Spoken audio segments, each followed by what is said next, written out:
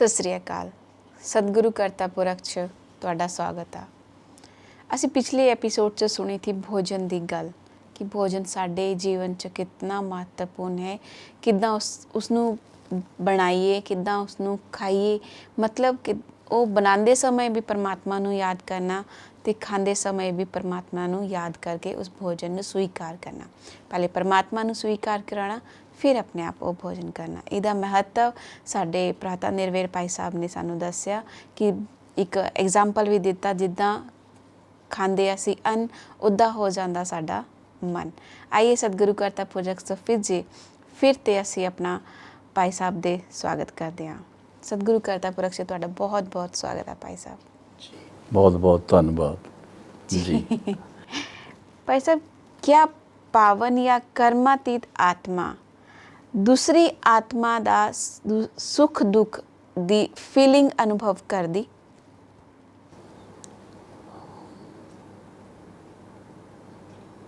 ਮਹਿਸੂਸ ਤਾਂ ਕਰੇਗੀ। ਮਤਲਬ ਕਿੱਦਾਂ? ਮਤਲਬ ਆਪਸ 'ਚ ਗੱਲ ਕਰਦੇ, ਜਿਵੇਂ ਕੋਈ ਦੁਖੀ ਹੈ ਉਹ ਵਿਅਕਤੀ ਆਪਣੀ ਗੱਲ ਸੁਣਾਇਆ ਕਰਦਾ, ਉਸ ਟਾਈਮ ਜਾਂ ਕੁਝ ਆਪਣੇ ਆਪ ਹੀ ਉਹਨੂੰ ਟਚਿੰਗ ਹੋ ਜਾਂਦੀ?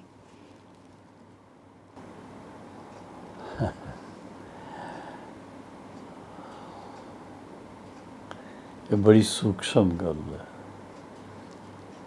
ਬਹੁਤ ਸੂਖਸ਼ਮ ਗੱਲ ਹੈ ਜੀ। ਜਿਸ ਵਿਅਕਤੀ ਦੇ ਬਾਰੇ 'ਚ ਕੋਈ ਵੀ ਉਥਲ ਪਥਲ ਉਹਦੇ ਮਨ 'ਚ ਹੋਏਗੀ ਔਰ ਉਹਦਾ ਕਨੈਕਸ਼ਨ ਹੋਏਗਾ,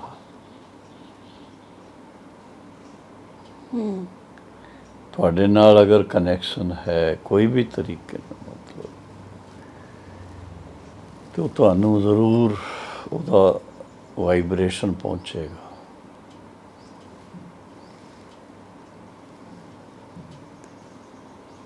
ਕਦੀ ਕਦੀ ਇਹੋ ਜਿਹਾ ਤੁਹਾਨੂੰ ਅਨੁਭਵ ਹੋਏਗਾ, ਕੋਈ ਬਹੁਤ ਜਿਸ ਤਰ੍ਹਾਂ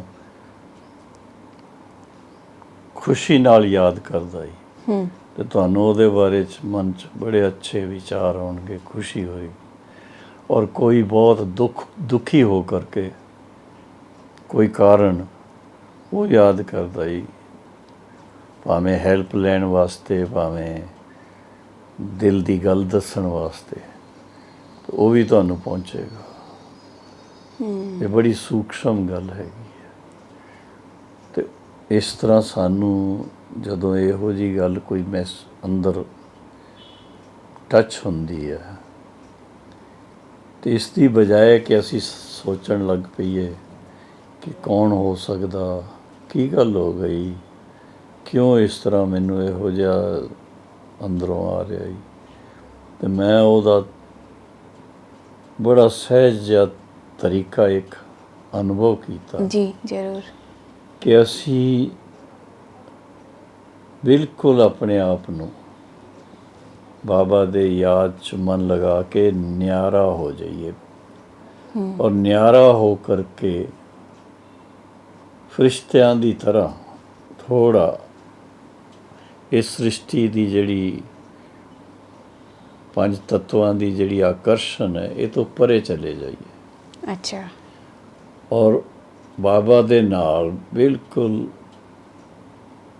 ਯੋਗ ਯੁਕਤ ਹੋ ਕਰਕੇ ਬਾਬਾ ਨੂੰ ਮਨ ਹੀ ਮਨ 'ਚ ਕਹੀਏ, ਬਾਬਾ ਇਹ ਜਿਸ ਆਤਮਾ ਨੂੰ ਇਸ ਵੇਲੇ ਕੋਈ ਕਸ਼ਟ ਹੈ, ਕੋਈ ਦੁੱਖ ਹੈ, ਉਸ ਨੂੰ ਤੁਹਾਡੀ ਸ਼ਕਤੀ ਮਿਲੇ। ਇਸ ਸੰਸਾਰ ਤੋਂ ਨਿਆਰਾ ਹੋ ਕਰਕੇ ਬਿਲਕੁਲ ਸ਼ਿਵ ਬਾਬਾ ਦੇ ਨਾਲ ਯੋਗ ਯੁਕਤ ਹੋ ਕਰਕੇ ਜਿਸ ਕਿਤੇ ਵੀ ਕਿਸੇ ਵੀ ਜਗ੍ਹਾ ਦੁਨੀਆ 'ਚ ਕਿਸੇ ਵੀ ਭਾਈ ਜਾਂ ਭੈਣ ਦੇ ਕੋਈ ਸਮੱਸਿਆ ਦੇ ਕਾਰਨ ਜੋ ਉਹਨਾਂ ਦੇ ਸਾਨੂੰ ਪ੍ਰਕੰਪਨ ਪਹੁੰਚ ਰਹੇ ਨੇ, ਅਤੇ ਅਸੀਂ ਉਹਨਾਂ ਨੂੰ ਰੂਹਾਨੀਅਤ ਦਾ ਸਹਿਯੋਗ ਦਿੰਦੇ ਹਾਂ। ਸਾਡੇ ਪ੍ਰਕੰਪਨ ਉਹਨਾਂ ਨੂੰ ਜਾ ਕਰਕੇ ਸ਼ਾਂਤੀ ਦੇਣਗੇ। ਇਹ ਪ੍ਰੈਕਟੀਕਲ ਅਸੀਂ ਕੁਝ ਅਨੁਭਵ ਇਹੋ ਜਿਹੇ ਕੀਤੇ ਨੇ। ਪਹਿਲੇ ਵੀ ਅਸੀਂ ਕਦੀ ਦੱਸਿਆ ਹੋਵੇਗਾ, ਸਾਡੇ ਇੱਕ ਦਾਦਾ ਵਿਸ਼ਵ ਕਿਸ਼ੋਰ ਜੀ। ਹਸਪੀਟਲ 'ਚ ਸੀ ਅੱਛਾ ਔਰ ਉਹਨਾਂ ਦਾ ਆਪਰੇਸ਼ਨ ਹੋਇਆ ਸੀ ਔਰ ਆਪਰੇਸ਼ਨ ਤੋਂ ਬਾਅਦ ਉਹਨਾਂ ਨੂੰ ਕਾਫੀ ਤਕਲੀਫ ਹੈਗੀ ਸੀ, ਅੱਛਾ ਦਰਦ ਬਹੁਤ ਹੁੰਦਾ ਸੀ। ਭਾਵੇਂ ਕਿੰਨਾ ਵੀ ਉਹਨਾਂ ਨੂੰ ਪੇਨ ਕਿਲਰ ਦੇ ਇੰਜੈਕਸ਼ਨ ਦੇਣ, ਕੁਛ ਉਹ ਬੰਦ ਖਤਮ ਨਹੀਂ ਹੁੰਦਾ ਸੀ ਤੇ ਰਾਤ ਰਾਤ ਜਾਗਦੇ ਸੀ। ਤੇ ਉਹ ਸਾਕਾਰ ਬ੍ਰਹਮਾ ਬਾਬਾ ਨੂੰ ਜੀ। ਸਮਾਚਾਰ ਮਿਲਦਾ ਸੀ ਤੇ ਬਾਬਾ ਫਿਰ ਆਪਣੀ ਨੀਂਦ ਨੂੰ ਛੱਡ ਕੇ ਔਰ ਆਪਣੇ ਫਰਿਸ਼ਤਾ ਸਰੂਪ 'ਚ ਆਪਣੇ ਆਪ ਨੂੰ ਪੂਰਾ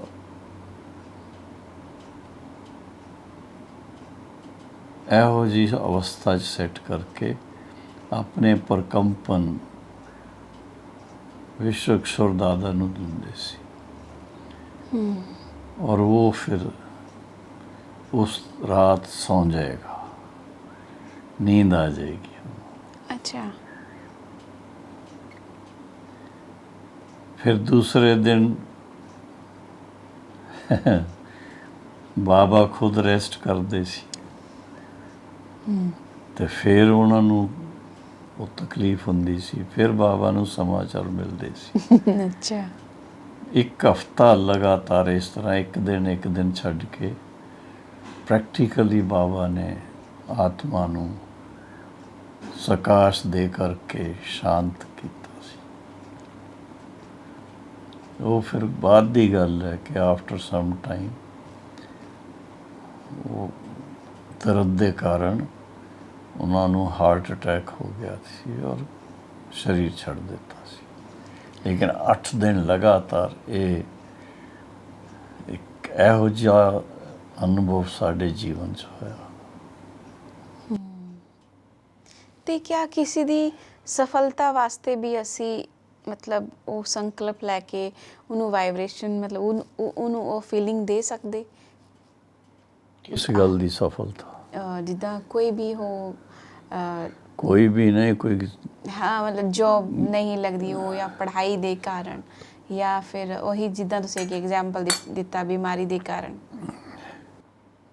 ਸ਼ੁਭ ਭਾਵਨਾ ਦੇ ਸੰਕਲਪ ਜੀ ਮਦਦ ਤੇ ਕਰਦੇ। ਅੱਛਾ ਔਰ ਅਗਰ ਤੁਸੀਂ ਸ਼ੁਭ ਭਾਵਨਾ ਨਾਲ ਕਿਸੇ ਨੂੰ ਮਿੱਠੇ ਬੋਲ ਦੋ ਬੋਲ ਕਰਕੇ ਕਿ ਤੁਸੀਂ ਫਿਕਰ ਨਾ ਕਰੋ, ਬਾਬਾ ਤੁਹਾਨੂੰ ਪੂਰੀ ਮਦਦ ਕਰੇਗਾ, ਸਿਰਫ ਬਾਬਾ ਨੂੰ ਯਾਦ ਕਰਕੇ ਆਪਣਾ ਕਾਰਜ ਸ਼ੁਰੂ ਕਰੋ। ਇਮਤਿਹਾਨ ਦੇਣਾ ਹੀ ਤੇ ਪਹਿਲੇ ਬਾਬਾ ਨੂੰ ਯਾਦ ਕਰਕੇ ਫਿਰ ਆਪਣਾ ਉਸ ਪੇਪਰ ਸ਼ੁਰੂ ਕਰੋ। ਕੋਈ ਕਾਰਜ ਸ਼ੁਰੂ ਕਰਨਾ ਹੀ ਤੇ ਬਾਬਾ ਨੂੰ ਪਹਿਲੇ ਯਾਦ ਕਰਕੇ ਫਿਰ ਕਾਰਜ ਸ਼ੁਰੂ ਕਰੋ ਤੇ ਉਹਦੇ 'ਚ ਤੁਹਾਨੂੰ ਸਫਲਤਾ ਮਿਲੇਗੀ। ਉਹ ਪ੍ਰੈਕਟੀਕਲ ਹੁੰਦਾ ਹੀ, ਬਾਬਾ ਦੀ ਮਦਦ ਮਿਲਦੀ ਹੈ। ਕਿਉਂਕਿ ਉਹ ਵਿਅਕਤੀ ਦਾ ਮਨ ਬਾਬਾ ਦੀ ਤਰਫ ਜਦੋਂ ਜਾਂਦਾ ਹੀ ਤੇ ਉਹ ਮਨ ਬੜਾ ਇੱਕ ਕੀ ਕਹੀਏ ਪੋਜ਼ਿਟਿਵ ਹੁੰਦਾ ਹੀ ਔਰ ਪੋਜ਼ਿਟਿਵ ਹੋਣ ਕਰਕੇ ਉਸ ਨੂੰ ਬਾਬਾ ਦੀ ਮਦਦ ਵੀ ਮਿਲਦੀ ਹੈ ਔਰ ਉਹਨੂੰ ਵੀ ਖੁਦ ਕਲੈਰਿਟੀ ਆ ਜਾਂਦੀ ਆਪਣੇ ਮਾਈਂਡ 'ਚ। ਅੱਛਾ ਕਿ ਮੈਂ ਜੋ ਕੰਮ ਕਰਨਾ ਕਿਸ ਤਰ੍ਹਾਂ ਕਰਾਂ। ਐਗਜ਼ਾਮ 'ਚ ਜੋ ਕੁਐਸਚਨਸ ਵਗੈਰਾ ਆਉਂਦੇ ਨੇ ਉਹ ਕੁਐਸਚਨਸ ਦਾ ਜਵਾਬ ਦੇਣਾ ਹੀ ਤੇ ਬਿਲਕੁਲ ਕਲੀਅਰ ਮਾਈਂਡ ਹੋਏਗਾ ਤੇ ਜੋ ਰੀਅਲ ਆਨਸਰ ਹੋਣਗੇ ਉਹੀ ਮਨ 'ਚ ਹੋਣਗੇ। ਭਾਜੀ ਅਗਲਾ ਪ੍ਰਸ਼ਨ ਹੈ ਤਣਾਅ ਕੀ ਹੈ? ਹਾਂਜੀ ਤਣਾਅ ਤੇ ਤਣਾਅ ਦਾ ਕਾਰਨ ਕੀ ਹੈ ਔਰ ਉਸ ਦਾ ਨਾਲੇ ਨਿਵਾਰਨ ਕਿਆ ਹੈ? ਪਹਿਲੀ ਗੱਲ ਤਾਂ ਤਣਾਅ ਕੀ ਹੈ? ਤਣਾਅ ਦਾ ਕਾਰਨ ਕੋਈ ਜੀਵਨ 'ਚ ਪ੍ਰੀਖਿਆ ਆ ਜਾਂਦੀ ਹੈ, ਜੀ ਕਿਸੇ ਵੀ ਕਿਸਮ ਦੀ ਪ੍ਰੀਖਿਆ ਆ ਜਾਂਦੀ। ਅੱਛਾ ਤੇ ਉਹਦੇ ਬਾਰੇ ਜਦੋਂ ਵਿਅਕਤੀ ਬਹੁਤ ਜ਼ਿਆਦਾ ਸੋਚਦੇ ਨੇ अच्छा। ਔਰ ਕੋਈ ਹੱਲ ਨਜ਼ਰ ਨਹੀਂ ਆਉਂਦਾ। ਉਸ ਕਰਕੇ ਤਣਾਅ ਬਹੁਤ ਹੋ ਜਾਂਦਾ ਹੈ ਔਰ ਤਣਾਅ ਦੇ ਕਾਰਨ ਕਿਸੇ ਦਾ ਬਲੱਡ ਪ੍ਰੈਸ਼ਰ बढ़ ਜਾਏਗਾ, ਕਿਸੇ ਦੀ ਸ਼ੂਗਰ ਲੈਵਲ बढ़ ਜਾਏਗੀ, अच्छा। ਕਿਸੇ ਦੀ ਨੀਂਦ ਨਹੀਂ ਆਏਗੀ, ਉਹਦੇ ਬਾਰੇ 'ਚ ਹੀ ਸੋਚਦੇ ਰਹਿਣਗੇ। ਉਹ ਖਿਆਲ ਇਸ ਤਰ੍ਹਾਂ ਚੱਲਦੇ ਨੇ ਸਰਕਲ 'ਚ, ਇੱਥੋਂ ਸ਼ੁਰੂ ਹੋਏ, ਇਸ ਤਰ੍ਹਾਂ ਗਏ, ਫਿਰ ਵਾਪਸ ਇੱਥੇ ਆ ਉੱਥੇ ਗਏ, ਹੋ ਫਿਰ ਜਾਏ। ਇਸ ਤਰ੍ਹਾਂ ਉਹ ਸਰਕਲ 'ਚ। ਔਰ ਉਸ ਕਰਕੇ ਫਿਰ ਰਾਤ ਦੀ ਨੀਂਦ ਵੀ ਚਲੀ ਜਾਂਦੀ ਹੈ ਔਰ अच्छा। ਨੀਂਦ ਨਾ ਆਏਗੀ ਤੇ ਉਹਦਾ ਅਸਰ ਤੇ ਸਰੀਰ ਤੇ ਵੀ ਆਏਗਾ। तो एक ये मतलब एक कोई मानसिक बीमारी टाइप ਹੁੰਦੀ ਜਾਂ ਕੁਝ ਅਲੱਗ ਹੈ? ਬਿਮਾਰੀ ਨਹੀਂ ਹੁੰਦੀ ਹੈ, ਚਿੰਤਾ ਹੁੰਦੀ ਹੈ। ओह। ਚਿੰਤਾ ਦੇ ਕਾਰਨ ਵਿਅਕਤੀ, ਉਹਦਾ ਉੱਤਰ ਉਹਦੇ ਕੋਲ ਨਹੀਂ ਹੁੰਦਾ। ਜਦੋਂ ਤਾਈਂ ਉਹ ਕਿਸੇ ਨਾਲ ਗੱਲ ਕਰੇ, ਕੋਈ ਮਿੱਤਰ ਨੂੰ ਸੁਣਾਏ ਜਾਂ ਮਾਂ-ਬਾਪ ਨੂੰ ਸੁਣਾਏ ਜਾਂ ਡਾਕਟਰ ਨੂੰ ਸੁਣਾਏ ਔਰ ਉਸਦਾ ਕੋਈ ਹੱਲ ਮਿਲੇ, ਉਦੋਂ ਤਾਈਂ ਉਹਨਾਂ ਨੂੰ ਉਹ ਮਨ 'ਚ ਬੜਾ ਤਣਾਅ ਰਹਿੰਦਾ ਹੈ। ਇਸ ਕਰਕੇ ਹਾਂ, ਅਗਰ ਤੁਸੀਂ ਚਾਹੁੰਦੇ ਹੋ ਕਿ ਬਈ ਤੁਹਾਡੇ ਮਨ 'ਚ ਬਿਲਕੁਲ ਕੋਈ ਇਹੋ ਜਿਹੀ ਗੱਲਾਂ ਨਾ ਹੋਣ, ਜੋ ਅਨੁਭਵ ਅਸੀਂ ਕਰਦੇ ਹਾਂ ਕਿ ਜਿੰਨਾ ਅਸੀਂ ਸਵੇਰੇ ਆਪਣੀ ਦਿਨਚਰਿਆ ਨੂੰ ਅੱਛਾ ਬਣਾ ਕੇ ਰੱਖਦੇ ਹਾਂ, ਸ਼ਿਵ ਬਾਬਾ ਦੇ ਨਾਲ ਮਨ ਲਗਾ ਕੇ ਆਧਾ ਪੌਣਾ ਘੰਟਾ ਯਾਦ 'ਚ ਬਿਤਾਉਂਦੇ ਹਾਂ ਔਰ ਫਿਰ ਬਾਬਾ ਦੀ ਮਹਾਵਾਕਿਆ ਸੁਣਦੇ ਹਾਂ ਜਾਂ ਪੜ੍ਹਦੇ ਹਾਂ। ਇਹ ਦਿਨਚਰਿਆ ਸਾਡੀ ਅਗਰ ਅੱਛੀ ਰਹਿੰਦੀ ਹੈ ਨਾ, ਤੇ ਫਿਰ ਦੇਖਾ ਗਿਆ ਕਿ ਕੋਈ ਵੀ ਗੱਲ ਆਉਂਦੀ ਹੈ, ਕੋਈ ਵੀ ਪ੍ਰੀਖਿਆ ਆਉਂਦੀ ਹੈ, ਤਾਂ ਉਹਦੇ ਕੋਲੋਂ ਨਾ ਤੇ ਡਰ ਲੱਗਦਾ अच्छा। ਔਰ ਨਾ ਕਦੀ ਮਨ ਵਿਚਲਿਤ ਹੋਏਗਾ। ਬਹੁਤ ਧੈर्यवत ਹੋ ਕਰਕੇ ਹਰ ਇੱਕ ਗੱਲ ਨੂੰ ਸੋਚ ਸਮਝ ਕਰਕੇ ਉਹਦਾ ਹੱਲ ਨਿਕਾਲ ਲੈਣਗੇ। ਤਾਂ ਕਿਆ ਇਹ ਚੀਜ਼ ਸਾਡੇ ਬ੍ਰਾਹਮਣ ਜੀਵਨ 'ਚ ਵੀ ਆ ਸਕਦੀ? ਕਿਸੇ ਦੇ ਜੀਵਨ 'ਚ ਵੀ ਆ ਸਕਦੀ, ਕਿਸੇ ਦੇ ਵੀ ਜੀਵਨ 'ਚ ਆ ਸਕਦੀ, ਕੋਈ ਵੱਡੀ ਗੱਲ ਨਹੀਂ ਹੈ। ਬ੍ਰਾਹਮਣ ਵੀ ਤੇ ਮਨੁੱਖ ਆਤਮਾ ਹੈਗੇ ਨਾ, ਤੇ ਚਲਦੇ ਚਲਦੇ ਕੋਈ ਸਦਾ ਇੱਕਦਮ ਨਿਆਰੇ ਰਹਿਣ ਔਰ ਬਾਬਾ ਦੇ ਨਾਲ ਮਨ ਲੱਗਿਆ ਰਹੇ, ਉਹ ਸਦਾ ਤੇ ਹੁੰਦਾ ਨਹੀਂ ਹੈ। ਤੇ ਇਸ ਕਰਕੇ ਫਿਰ ਜੋ ਵਾਈਬ੍ਰੇਸ਼ਨ ਦੂਸਰੇ ਹੁੰਦੇ ਆ, ਪ੍ਰਕੰਪਨ ਜੋ ਵੀ ਹੈ, ਜੀ ਜੀ। ਉਹਦਾ ਅਸਰ ਹੋ ਜਾਂਦਾ ਹੀ। ਕੋਈ ਸ਼ਬਦ ਐਸਾ ਕਿ ਕਿਸੇ ਨੇ ਬੋਲ ਦਿੱਤਾ, ਕੋਈ ਸੈਂਟੈਂਸ ਇਹੋ ਜਿਹਾ ਬੋਲ ਦਿੱਤਾ ਜੋ ਤੁਹਾਡੇ ਸ਼ਾਨ ਦੇ ਖਿਲਾਫ ਹੈ, ਤੇ ਤੁਹਾਨੂੰ ਨਹੀਂ ਅੱਛਾ ਲੱਗੇਗਾ, ਤੇ ਉਹਦੇ ਬਾਰੇ ਸੋਚਣ ਲੱਗ ਪੈਣਗੇ ਕਿ ਮੈਨੂੰ ਇਸ ਤਰ੍ਹਾਂ ਕਿਉਂ ਕਿਹਾ ਇਹਨਾਂ ਨੇ। ਹਰ ਇੱਕ ਨੂੰ ਆਪਣਾ ਸੈਲਫ ਰਿਸਪੈਕਟ ਤੇ ਰਹਿੰਦੀ ਹੈ ਨਾ, ਜੀ ਜੀ ਬਿਲਕੁਲ। ਛੋਟੇ ਬੱਚੇ ਤੋਂ ਲੈ ਕਰਕੇ ਬਜ਼ੁਰਗਾਂ ਤਾਈਂ। ਅਗਰ ਕੋਈ ਛੋਟਾ ਬੱਚਾ ਵੀ ਹੈ ਤਾਂ ਉਸ ਨੂੰ ਅਗਰ ਕਿਸੇ ਨੇ ਡਾਂਟ ਦਿੱਤਾ ਜਾਂ ਕੋਈ ਅਪਸ਼ਬਦ ਬੋਲ ਦਿੱਤਾ ਜਾਂ ਬਿਲਾ ਵਜ੍ਹਾ ਚਮਾਟ ਲਗਾ ਦਿੱਤੀ, ਜੀ। ਤੇ ਉਹ ਬੱਚੇ ਨੂੰ ਤੇ ਖਿਆਲ ਚਲੇਗਾ ਨਾ। ਇਸ ਕਰਕੇ ਅੱਜ ਕੱਲ੍ਹ ਤੁਸੀਂ ਸੁਣਦੇ ਹੋ ਕਿ ਛੋਟੇ ਛੋਟੇ ਬੱਚੇ ਵੀ ਜਿਹੜੇ ਆ, ਉਹ ਵੀ ਕੀ ਕਹਿੰਦੇ ਆ, ਮੈਨੂੰ ਬੜੀ ਸਟ੍ਰੈਸ ਹੈ, ਮੈਨੂੰ ਬੜੀ ਟੈਨਸ਼ਨ ਹੈ। ਹੁਣ ਦੱਸੋ, ਅਸੀਂ ਤਾਂ ਕਦੀ ਬਚਪਨ 'ਚ ਇਹੋ ਜਿਹੀਆਂ ਗੱਲਾਂ ਕੀਤੀਆਂ ਨਹੀਂ ਸੀ। ਖੇਲ ਕੂਦ ਕਰਕੇ ਆਪਣੇ ਆਪ ਨੂੰ ਬੜੇ ਖੁਸ਼ ਰੱਖਦੇ ਸੀ, ਲੇਕਿਨ ਇਹ ਪ੍ਰੈਕਟੀਕਲ ਦੇਖ ਰਹੇ ਅੱਜ ਕੱਲ੍ਹ। ਤੇ ਇਸ ਕਰਕੇ ਅਸੀਂ ਚਾਹੁੰਦੇ ਹਾਂ ਕਿ ਬਈ ਸਾਰਾ ਸਮਾਜ ਜਿਹੜਾ ਹੀ ਉਹ ਟੈਨਸ਼ਨ ਫਰੀ ਰਹੇ, ਤੇ ਉਹਦਾ ਇੱਕ ਹੀ ਤਰੀਕਾ ਹੈ, ਓਕੇ। ਬੜਾ ਸਿੰਪਲ ਜਿਹਾ ਤਰੀਕਾ ਹੈ। ਪਰਮਾਤਮਾ ਨੂੰ ਯਾਦ। ਹੈਂ? ਪਰਮਾਤਮਾ ਨੂੰ ਯਾਦ ਕਰਨ ਦਾ। ਪਰਮਾਤਮਾ ਨੂੰ ਯਾਦ ਕਰਨ ਦਾ, ਉਹਦੇ ਨਾਲ ਨਾਲ ਇੱਕ ਦੋ ਵਾਸਤੇ ਇੱਕ ਦੋ ਵਾਸਤੇ ਸ਼ੁਭ ਸੋਚਣਾ, शुभ और शुद्ध, जी शुभ और शुद्ध। क्योंकि ਜਦੋਂ ਅਸ਼ੁੱਧ ਮਨ 'ਚ ਕੋਈ ਗੱਲਾਂ ਆਉਣਗੀਆਂ ਤਾਂ ਵੀ ਟੈਨਸ਼ਨ ਹੋਏਗਾ। ਅਸ਼ੁਭ ਕੋਈ ਇੱਧਰ ਉੱਧਰ ਦੀ ਊਟ ਪਟਾਂਗ ਗੱਲਾਂ ਮਨ 'ਚ ਆਉਣਗੀਆਂ ਤਾਂ ਵੀ ਸਟ੍ਰੈਸ ਹੋ ਜਾਏਗੀ। ਤੇ ਇਹਦਾ ਇੱਕ ਸਿੱਧਾ ਫਾਰਮੂਲਾ ਹੀ शुभ सोचो और शुद्ध शुभ कर्म करो। गुरबाणी च भी आउंदा ही शुभ जी, कर्मन जी, तो जी। कदी ना डरा। ते शुभ कर, शुभ शुभ सोचना, शुभ बोलना, शुभ करना, कर्म करना। अगर कोई अशुभ करदा ही तो फिर ਉਹਦਾ रिएक्शन तो होएगा ना, फिर सहन करना पैंदा ही। फिर नींद नहीं आएगी, फिर गोली खानी, गोली लैण की लोड़ पै जाएगी। तो इस करके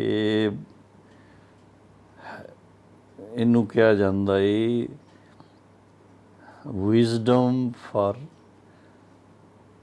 गुड लिविंग। श्रेष्ठ जीवन जीने की कला जो है उसके लिए सब तो श्रेष्ठ ज्ञान युक्त बुद्धिमता, ये बहुत ज़रूरी है। जी हाँ जी जी बिल्कुल। पिछली कुछ मूली च बाबा ने बोला दृढ़ संकल्प ता सब कर दे, परंतु दृढ़ संकल्प की परिभाषा की है? मतलब दृढ़ संकल्प है क्या? मैं ये करना ही है या मेरे ते होना ही है, मैं ये कर ही सकदा, वो दृढ़ संकल्प है? मेरा ख्याल है कि मतलब एक ठान लिया मन। ਅਸੀਂ ਇਸ ਚੀਜ਼ ਦੇ ਹਰ ਕੋਈ ਅਨੁਭਵੀ ਹੈਗੇ ਆ। ਅਸੀਂ ਜਦੋਂ ਚਾਰਟ ਲਿਖਾਂਗੇ, जी ਬਾਬਾ ਨੂੰ ਚਿੱਠੀ ਲਿਖਾਂਗੇ, जी ਤਾਂ ਉਸ ਵੇਲੇ ਅਸੀਂ ਕੋਈ ਨਾ ਕੋਈ ਆਪਣੀ ਜਿਹੜੀ ਕਮੀ ਹੁੰਦੀ ਆ जी ਉਹ ਬਾਬਾ ਨੂੰ ਅਰਪਿਤ ਵੀ ਕਰਾਂਗੇ ਔਰ ਸੰਕਲਪ ਉਸ ਵੇਲੇ ਸਾਡਾ ਚੱਲੇਗਾ ਕਿ ਹੁਣ ਦੁਬਾਰਾ ਇਹ ਨਹੀਂ ਮੈਂ ਕਰਾਂ। वो दृढ़ संकल्प है। ਉਹ ਸੰਕਲਪ ਜਾਂ ਕੋਈ ਕਰਮ, ਕੋਈ ਇਹੋ ਜਿਹੀ ਗੱਲ ਹੋ ਜਾਂਦੀ ਹੈ, ਕਿਸੇ ਨੂੰ ਕੋਈ ਅਪਸ਼ਬਦ ਬੋਲ ਦਿੱਤਾ ਜਿਹਦੇ ਨਾਲ ਦੂਸਰਾ ਵਿਅਕਤੀ ਨਾਰਾਜ਼ ਹੋ ਜਾਂਦਾ ਹੀ, ਫਿਰ ਉਹਨੂੰ ਸ਼ਾਂਤ ਕਰਾਉਣ ਵਾਸਤੇ ਸੌਰੀ ਸੌਰੀ ਸੌਰੀ ਕਹਿਣਾ ਪੈਂਦਾ ਹੀ। ਕਈ ਵਾਰ ਇਸ ਤਰ੍ਹਾਂ ਹੁੰਦਾ ਹੀ। ਤੇ ਇਸ ਕਰਕੇ ਕਿਹਾ ਜਾਂਦਾ ਹੀ ਥਿੰਕ ਬਿਫੋਰ ਯੂ ਐਕਟ। ਤੇ ਇਸ ਕਰਕੇ ਜੋ ਬੁੱਧੀਜੀਵੀ ਲੋਕ ਹੋਣਗੇ, ਜੋ ਗਿਆਨੀ ਤੋਂ ਆਤਮਾ ਹੋਣਗੇ, they are not in a hurry to speak। बहुत धीरे धीरेवत ਬੋਲਣ ਤੋਂ ਪਹਿਲੇ ਸੋਚਦੇ सोचना ਨੇ जरूरी है। ਕਿ ਇਹੋ ਜਿਹੀ ਗੱਲ ਕੋਈ ਨਾ ਕਰੀਏ ਜੋ ਨੁਕਸਾਨਕਾਰਕ ਹੋਏ, ਜੋ ਕਿਸੇ ਦਾ ਦਿਲ ਦੁਖਾਏ। ਕਈ ਵਾਰ ਸਾਨੂੰ ਪਤਾ ਨਹੀਂ ਹੁੰਦਾ ਕਈ ਗੱਲਾਂ ਦਾ, ਅਸੀਂ ਐਵੇਂ ਹੀ ਬੋਲ ਦਿੰਦੇ ਹਾਂ ਔਰ ਉਹਦੀ ਰਿਜ਼ਲਟ ਜਿਹੜੀ ਹੁੰਦੀ ਆ ਫਿਰ ਬਾਅਦ 'ਚ ਬੜਾ ਦੁੱਖ। ਕਦੀ ਕਦੀ ਹੱਸੀ 'ਚ ਵੀ ਇਸ ਤਰ੍ਹਾਂ ਹੋ ਜਾਂਦਾ। जी जी जी ਮੈਂ ਇੱਕ ਮਿਸਾਲ ਦੇ ਰਿਹਾ ਹੀ, ਹੁਣ ਨਹੀਂ, ਇਹ ਬਹੁਤ ਪੁਰਾਣੀ ਗੱਲ ਹੈ। ਜਿਸ ਤਰ੍ਹਾਂ ਉਹ ਹੱਥ ਦੇਖਣ ਦੀ ਹੁੰਦਾ ਨਾ, ਇੱਕ ਕਿਤਾਬ ਹੈਗੀ ਸੀ जी ਲੈਂਗੁਏਜ ਆਫ ਹੈਂਡ। ਗਿਆਨ ਤੋਂ ਪਹਿਲੇ ਉਹ ਪੜ੍ਹੀ ਸੀ ਔਰ ਉਹ ਇੱਕ ਹਿਸਾਬ ਨਾਲ ਜਿਹਨੂੰ ਉਹ ਗਿਆਨ ਉਹਦਾ ਅੱਛਾ ਹੋਏ ਤਾਂ it is very helpful also. ਆਪਣੇ ਪੁਰਸ਼ਾਰਥ ਨੂੰ ਅੱਛਾ ਕਰਨ ਵਾਸਤੇ ਕਿਸੇ ਨੂੰ ਪ੍ਰੋਤਸਾਹਨ ਵੀ ਦੇ ਸਕਦੀ ਹੈ। जी ਤੇ ਉਹਦੇ ਵਿੱਚ ਹੁਣ ਇਹ ਲਾਈਫ ਲਾਈਨ ਵਗੈਰਾ ਦਾ ਪਤਾ ਲੱਗਦਾ ਹੀ। ਜੀ। ਤੇ ਇੱਕ ਵਾਰ ਇੱਕ ਸਿਸਟਰ ਦਾ ਹੱਥ, ਉਹਨੂੰ ਮੈਨੂੰ ਇਸ ਤਰ੍ਹਾਂ ਦੱਸਿਆ ਕਿ ਦੇਖੋ ਮੇਰਾ ਹੱਥ ਦੇਖੋ ਤੁਸੀਂ। ਤੇ ਮੈਂ ਉਹਨਾਂ ਦੀ ਕਈ ਗੱਲਾਂ ਤੇ ਬੜੀਆਂ ਅੱਛੀਆਂ ਕਹਿਤੀਆਂ, ਪਰ ਉਹਦੇ ਨਾਲ ਇਹ ਵੀ ਕਹਿ ਦਿੱਤਾ ਤੁਹਾਡੀ ਜਿਹੜੀ ਲਾਈਫ ਲਾਈਨ ਹੈ ਨਾ, ਇਹ ਥੋੜ੍ਹੀ ਛੋਟੀ ਹੈ, ਤੁਸੀਂ ਬਾਬਾ ਨੂੰ ਜ਼ਿਆਦਾ ਯਾਦ ਕਰੋ ਤੇ ਲੰਬੀ ਹੋ ਜਾਏ। ਜੀ। ਪਰ ਉਹਨੂੰ ਉਹ ਜਚੀ ਨਹੀਂ ਗੱਲ। ਫਾਰ ਈਅਰਸ, ਕਿਤਨੇ ਵਰਸ ਤਾਈਂ ਉਸ ਨੂੰ ਇਸ ਬਾਤ ਤੋਂ ਇਤਨੀ ਮੇਰੇ ਨਾਲ ਨਾਰਾਜ਼ਗੀ ਹੋ ਗਈ। ਫਿਰ ਮੈਂ ਸਮਝ ਨਹੀਂ ਸਕਦਾ ਸੀ ਵੀ ਗੱਲ ਕੀ ਹੋਈ ਹੈ। ਫਿਰ ਇੱਕ ਵਾਰ ਉਹਨਾਂ ਨੂੰ ਪੁੱਛਿਆ ਵੀ ਕੀ ਗੱਲ ਹੈ, ਤੁਸੀਂ ਮੇਰੇ ਕੋਲੋਂ ਨਾਰਾਜ਼ ਕਿਸ ਗੱਲ ਤੋਂ, ਕਿ ਤੁਸੀਂ ਮੈਨੂੰ ਇਸ ਤਰ੍ਹਾਂ ਜੋ ਕਿਹਾ ਕਿ ਮੇਰੀ ਬੜੀ ਲਾਈਫ ਛੋਟੀ ਹੈ। मैंने कहा ओहो आई एम सॉरी, ਇਹ ਤਾਂ ਮੈਂ ਉਹ ਕਿਤਾਬ ਦੇ ਆਧਾਰ ਤੇ ਕਿਹਾ ਹੀ, ਤੁਸੀਂ ਤੇ ਬਾਬਾ ਦੇ ਬੱਚੇ ਹੋ। ਬਾਬਾ ਤਾਂ ਕਹਿੰਦਾ ਹੀ ਜਿੰਨਾ ਤੁਸੀਂ ਯੋਗ ਕਰਨਗੇ ਹੋ, ਬਾਬਾ ਦੀ ਯਾਦ 'ਚ ਰਹਿਣਗੇ ਹੋ, ਤੁਹਾਡੀ ਆਯੂ ਲੰਬੀ ਹੋ ਜਾਏਗੀ। ਫਿਰ ਮੈਂ ਮਿਸਾਲ ਦਿੱਤਾ ਕਿ ਦਾਦੀ ਨਿਰਮਲ ਸ਼ਾਂਤਾ ਬਾਬਾ ਦੀ ਬੇਟੀ, ਬੜੀ ਬੇਟੀ, ਉਹਦੇ ਬਾਰੇ 'ਚ ਉਹਨਾਂ ਦੀ ਜਨਮ ਪੱਤਰੀ 'ਚ ਲਿਖਿਆ ਹੋਇਆ ਸੀ ਕਿ 20 ਸਾਲ ਦੀ ਉਮਰ 'ਚ ਸਰੀਰ ਛੱਡ ਦੇਗੀ, ਔਰ ਉਹ 95 ਸਾਲ ਦੀ ਹੋ ਕਰਕੇ ਸਰੀਰ ਛੱਡਿਆ। ਜੀ। ਤੇ ਇਸ ਕਰਕੇ ਫਿਰ ਤਾਂ ਜਾ ਕਰਕੇ ਉਹਨਾਂ ਨੂੰ ਉਹਨਾਂ ਦੇ ਮਨ 'ਚੋਂ ਉਹ ਗੱਲ ਗਈ। ਤੇ ਕਦੀ ਕਦੀ ਇਸ ਤਰ੍ਹਾਂ ਵੀ ਹੋ ਜਾਂਦਾ, ਐਕਸੀਡੈਂਟ ਹੋ ਜਾਂਦੇ ਆ। ਤੇ ਇਸ ਕਰਕੇ ਜੋ ਗਿਆਨ ਸਾਡੇ ਈਸ਼ਵਰੀ ਗਿਆਨ ਨਹੀਂ ਹੈਗਾ ਹੀ, ਦੁਨਿਆਵੀ ਗਿਆਨ ਹੈ ਇੱਧਰ ਦਾ ਉੱਧਰ ਦਾ, ਉਹਦਾ ਇਸਤੇਮਾਲ ਅਸੀਂ ਨਾ ਕਰੀਏ ਤੇ ਜ਼ਿਆਦਾ ਅੱਛਾ ਹੈ। ਨਹੀਂ ਤਾਂ ਨੁਕਸਾਨ ਹੋ ਜਾਂਦਾ ਹੈ।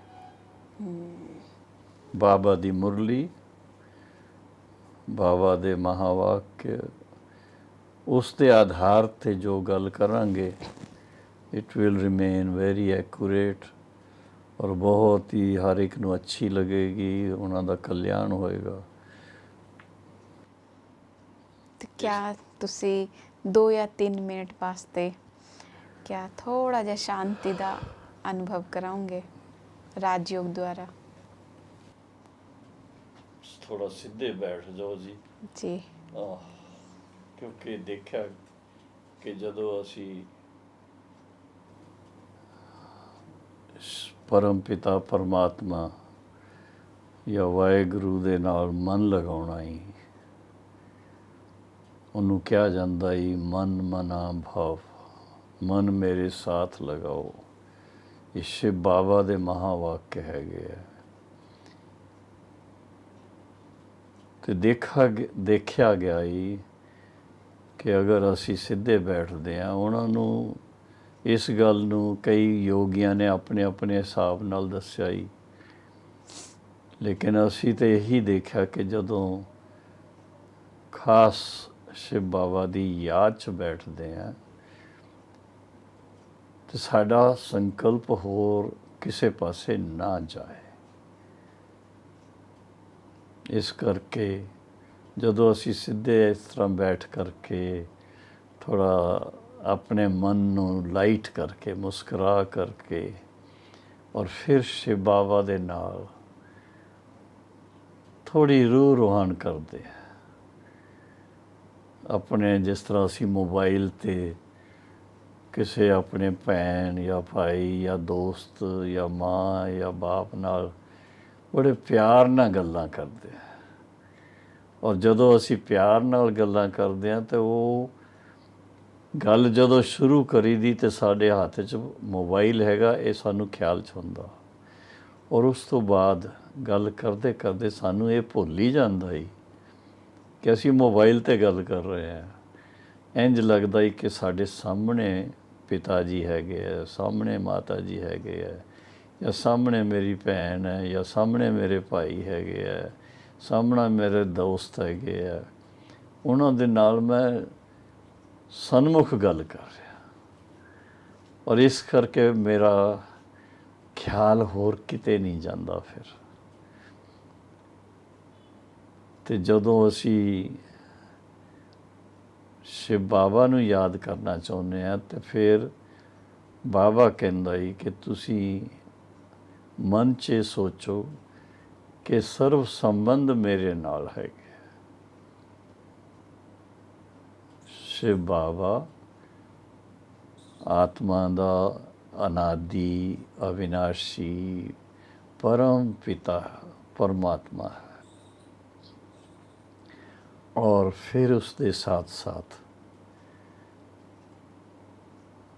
विश्व कल्याणकारी है, और ज्ञान का सागर है, प्रेम का सागर है। और जो द्वापर कलयुग असी जो कोई कर्म इहो जे कीते जिहदे करके आत्मा दे उपर कोई मैल चढ़ी है, तो वो पतित पावन भी है, सानू पावन बनाउंदा ही। उन्हां दी शक्ति दी किरणां जिहड़ियां वो आत्मा नू बिल्कुल पावन बना दिंदियां ही। ते इहो जे संकल्प च अपने आप नू सैट करके बहुत प्यार नाल शिव बाबा नाल मन ही मन च आहिस्ता आहिस्ता रूह रवान करनी है। बाबा कलब के बाद फिर से आपसे मिले, 5000 वर्ष तक हम आपसे अलग रहे। अब आप इस धरा पर आए हैं, और आपने हमें कहाँ कहाँ से ढूंढ निकाला है। ये हमारा सौभाग्य है। ऐसा सौभाग्य हर आत्मा को मिल जाए तो ये सारा संसार स्वर्ग बन जाए। आपके संग में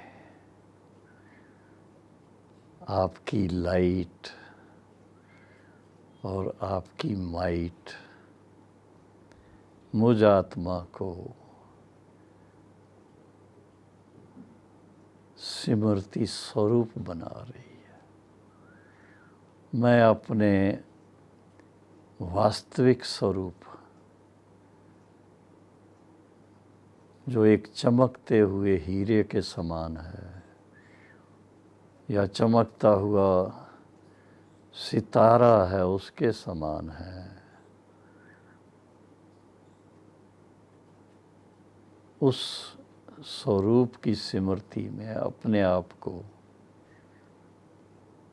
देखते देखते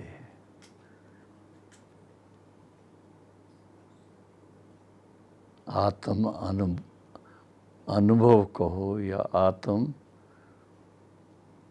बोध कहो, सेल्फ रियलाइजेशन, और फिर आपके साथ मन लगा के बैठे हैं तो बाबा आपकी याद का वो स्वरूप बनता जाता है जैसे कि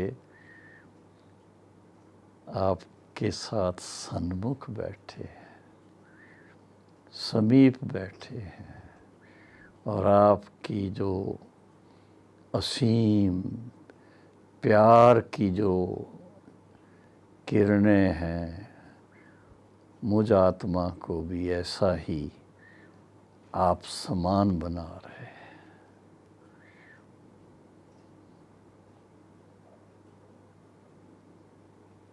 ओम शांति।